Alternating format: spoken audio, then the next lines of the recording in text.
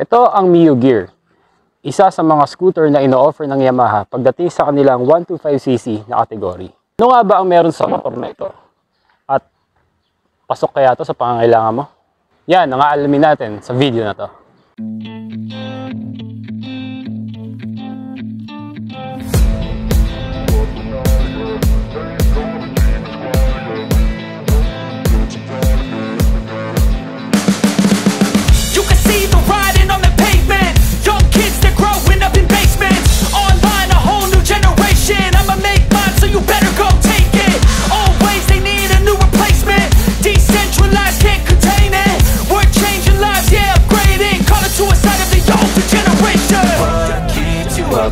Yeah, make all the demons quiet. Yeah, we were built to thrive. Yeah, I think that we've all had enough. What keeps you up at night? Yeah, make all the demons quiet. Yeah, we were. Dumako tayo agad sa specs niya.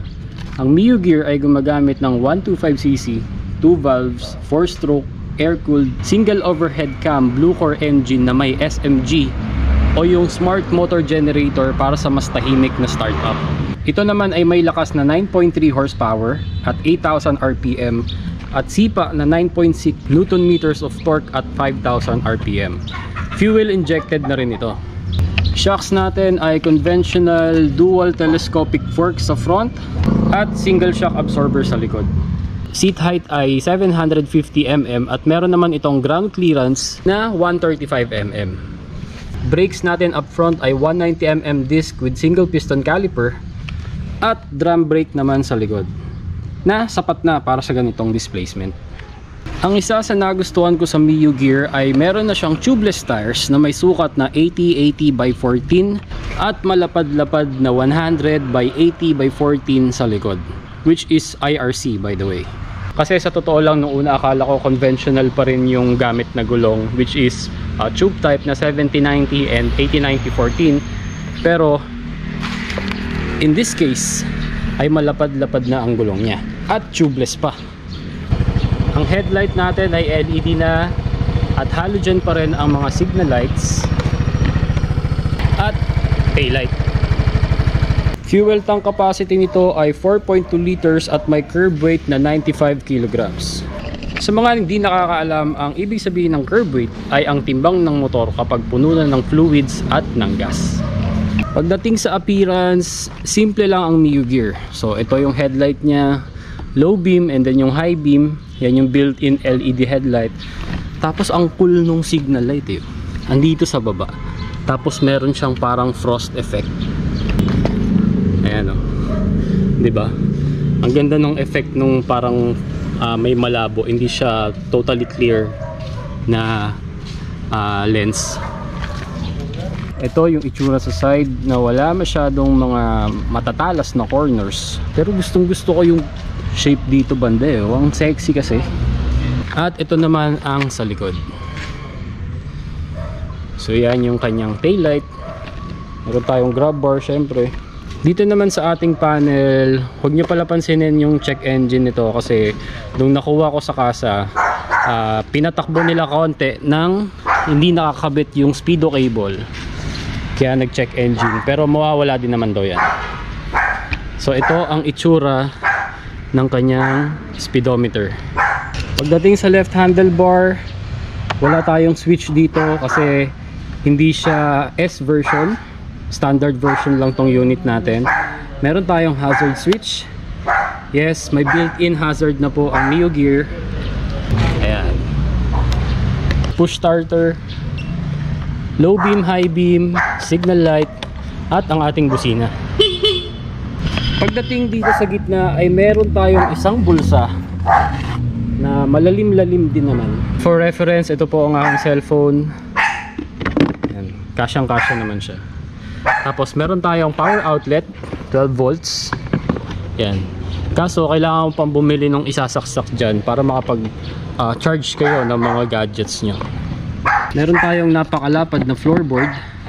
Actually, masasabi kong mas mahaba to kaysa sa M3 or yung Mio i125 natin.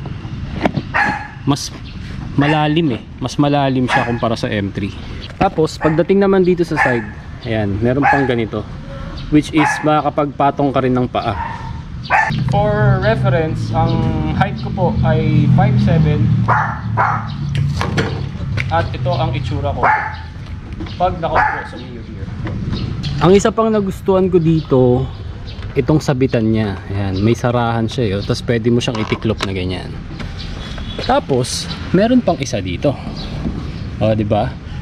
Ako gamit na gamit ko kaagad yan eh. Dalawa yung sabitan mo. Isa pang magandang feature ng Mio Gear kumpara sa mga predecessor niya na mga 125 ay ang silent start. O diba? Halos wala kayong maririnig kapag in-start nyo na yung makina. U-box naman natin, ito. Marami-rami na rin naman kayong mailalagay. Ayan. Tapos andito sa ilalim ng seat ang kanyang fuel tank. Tapos yung battery niya pala andito. Ayan. Secured siya ng mga parang push pin ba tawag dito. Ayan. At wala kayong free na basic tools kundi screwdriver lang. Ang Mio Gear standard version ay mabibili nyo sa halagang 79,400. Samantalang ang S version naman ay 82,400, which is ang kaibahan lang naman ay merong idle stop yung S version at yung standard version, which is kagaya ng unit natin ay wala. Para sa available colors, meron itong light gray, which is yung unit natin ngayon. Tapos dark gray, meron ding matte black, at kung di ako nagkakamali meron ding white, pero alam ko ang white sa S version lang yon. Ay, meron din palang brown, S version din. Tapos na tayo sa overview. Sakyan naman natin to. Okay, so gamit na natin ngayon ang ating Mio Gear. So pag-usapan naman natin ang performance niya. Papasok dyan ang handling, power, comfort, at yung brakes niya syempre. So pag open nga pala natin, ito ang mga information na makikita natin sa dash. So meron tayong check engine at yung eco mode. So yung eco mode, umiilaw kapag tipid yung takbo nyo. Itong check engine, dapat yan mawawala. Kaso ayun nga, after ng 500 kilometers supposedly, sabi nung sakasa, dapat mawala. Pero pag hindi, ibabalik natin para ipareset. Pero dahil lang yan sa hindi nakakabit na speedometer cable, tapos nakastart yung motor, pinatakbo ng konti, kaya nag-check engine siya. Pero wala naman daw kaso yan. So start natin. Tahimik, diba? Yan ang isa pa sa nagustuhan ko sa kanya. Hindi katulad sa mga predecessor niya like Mio Sporty, Salty, MSI 125 M3, medyo maingay pa or may tunog yung starter motor. Pero ito, silent start na siya. Tapos, pagdating naman sa ilaw ng kanyang signal light sa dash, ito na-appreciate ko rin to. Magkahiwalay na yung left and right. Ayan. Kasi sa mga previous models nila, iisa lang yung ilaw ng signal light. Kaya minsan malilito ka kung ang signal light mo left ba o right, unless iaano mo sa switch, diba? Batayin natin hazard. Tapos meron tayong high beam indicator. Yung headlight nga pala nito is automatic headlight on or AHO. Bali, once na na-start mo na yung motor, iilaw na yung headlight niya. So tara. In terms of comfort, since nagamit ko naman na to kahit paano, ayan, 86 kilometers na yung tinatakbo. Wala pa kasing ORCR, so dito lang sa amin. Yung suspension niya ay medyo matagtag kapag single ka. Pero kapag may angkas, okay naman din, komportable naman din. Pero nakakabawi naman kahit papaano sa kanyang upuan kasi medyo malambot. Pero kung ikukumpara ko para may idea din kayo, in terms of pinakamalambot at pinakamatigas, sa tatlong models na nagamit ko, Mio I, Mio Salty at itong Mio Gear, ang pinakamalambot ay ang Mio Salty, then next itong Mio Gear, at ang pinakamatigas na stock seat ay ang sa Mio I 125. Pero madali namang solusyonan yan. Either ipa-repack nyo yung front shock para medyo lumambot, tapos yung rear shock ay palitan ng mga adjustable na shock para makuha mo yung play na gusto mo. Pero sa akin, ikikip ko muna to kasi for its purpose na panghanap buhay, okay lang kahit medyo matagtag. Kasi once na inangkasan naman natin, medyo lalambot na rin yung mga suspension nito. Tapos pag naglagay pa tayo ng top box bracket at top box, ayun, mababawasan na rin kahit paano yung tagtag niyan. Alam nyo, isa pa sa nagustuhan ko sa Mio Gear ay ang kanyang floorboard kasi ang haba eh. Hindi katulad sa Mio ay na medyo kapos ng konti. Ito, kahit i-extend mo ng pa-forward ng konti yung paa mo pwede kasi mas malalim siya eh. Tapos meron pa tayong patungan dito sa gilid. Ayan oh. O diba? Huwag nyo naman pansinin yung sapatos kong bagong-bago. O diba? So kung gusto mo na medyo sporty ang iyong tindigan, ayan, pwede mong ilagay yung paa mo na medyo nakataas. Or kung di naman, flat lang, pwede rin naman. Tapos yung dalawang hook niya na goods para sa akin kasi ang dami mong pwedeng isabit. Sana nga lang mas tinibayan nila to, no? Medyo ano kasi hindi siya ganun katibay, tapos medyo manipis yung plastic. Although na-appreciate ko na pwede mo siyang tupiin para kapag may malalaki kang bitbit hindi siya sagabal. Next, yung brakes. Yung brakes niya dahil bago pa naman din to, panalo, malakas. Kaya lang syempre sa gantong mga unit, wala ka talagang ABS. Pero okay lang naman kasi hindi naman ganong kalakas to eh. I mean 125cc lang naman siya. So pero sa stock form niya ng brakes niya, malakas, okay naman. Kumbaga tama lang sa displacement niya. And then ito ang gustong gusto ko sa lahat, yung power. All stock, kapag piniga mo kahit kalahati, malakas. Hindi ko sure pero sa tagal ng ginagamit ko yung Mio ay ever since nung stock pa, hindi ko naramdaman na ganito kalakas. Pero itong Mio Gear, para na siyang nakapanggilid kahit stock pa siya Pag piniga mo, para sa 125cc, may ibibigay talaga.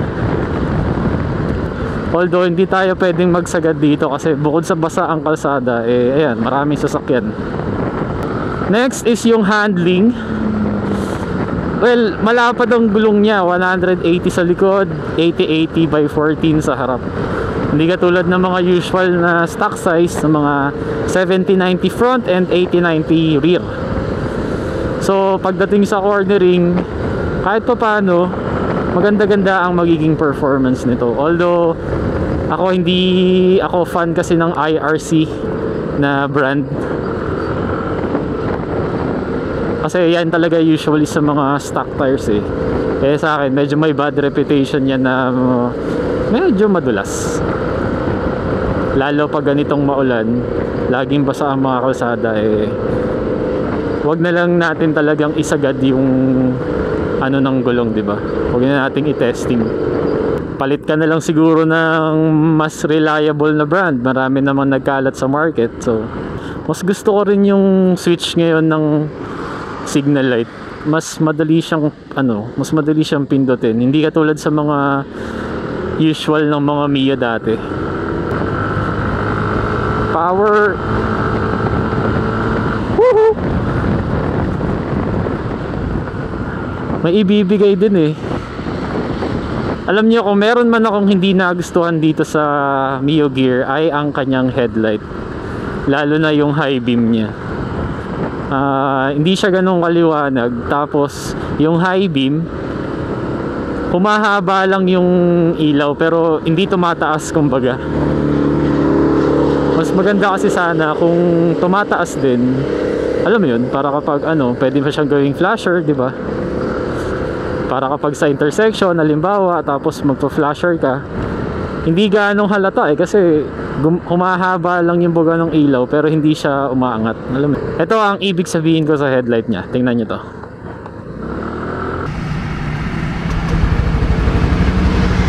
Yan ang headlight ng Mio Gear 125 low beam, tapos ito naman pag high beam.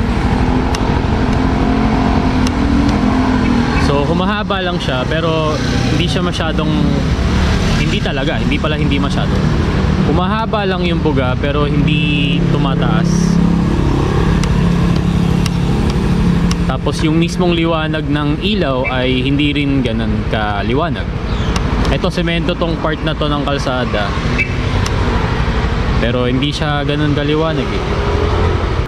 Fuel tank natin ay 4.2 liters, which is typical sa mga gantong scooter kasi wala ka naman halos space talaga para maglagay ng malaking tank sa mga ganto. City driving sa traffic, maganda yung balanse ng motor, lalo dahil malapad na rin yung gulong niya. So ayun, in terms of city driving, alam naman natin basta mga gantong scooter napaka-nimble, madaling i-lusot-lusot, tapos maganda pa yung balanse ng motor. So wala tayong magiging issue dun. At para sa kanyang purpose na ipambabiyahe natin, goods na goods. Yan na, nakaka 92 na tayo, malapit na tayo mag 100.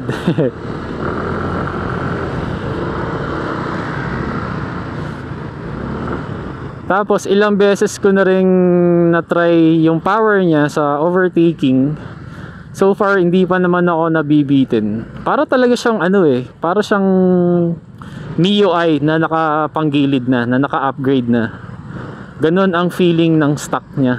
Para sa akin malakas yun kasi stock na panggilid, para ka nang naka-aftermarket. At saka dahil bago pa yung unit, wala ka halos mararamdaman na vibration eh. Ito in comparison lang sa M3 ko na 8 years old na, by the way. So medyo malayo-layo talaga. Syempre yung kasi yung pang daily ko din, kaya doon ko siya maiko-compare.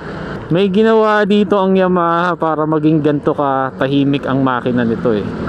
Tapos ganto kalakas yung power para sa same 125cc engine ng MIUI, MSI 125, yan, pare-pareho lang yan sila eh.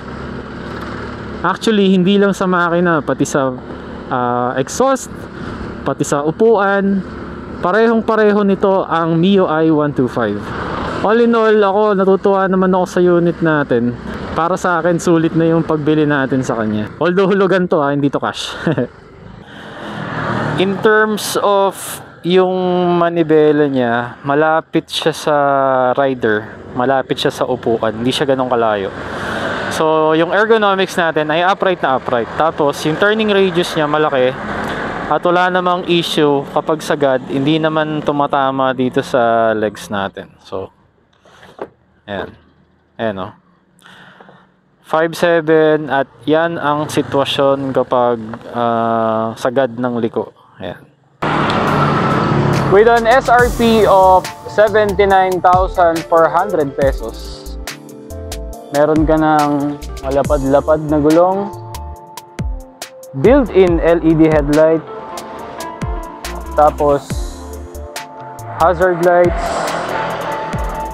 power outlet, although kailangan mo pa rin bilhan ng mga pwedeng isaksak dyan para makapag-charge ka ng phone. Ay mapapasayo ang standard version ng Mio Gear at 82,400 naman para sa S version, na ang kaibahan lang ay meron ka ritong idle stop switch. Para sa akin, sulit na rin naman siya para sa mga makukuha mong extra features niya. So that's gonna do it for our review ng Yamaha Mio Gear 125. So kita-kits sa next content. Peace.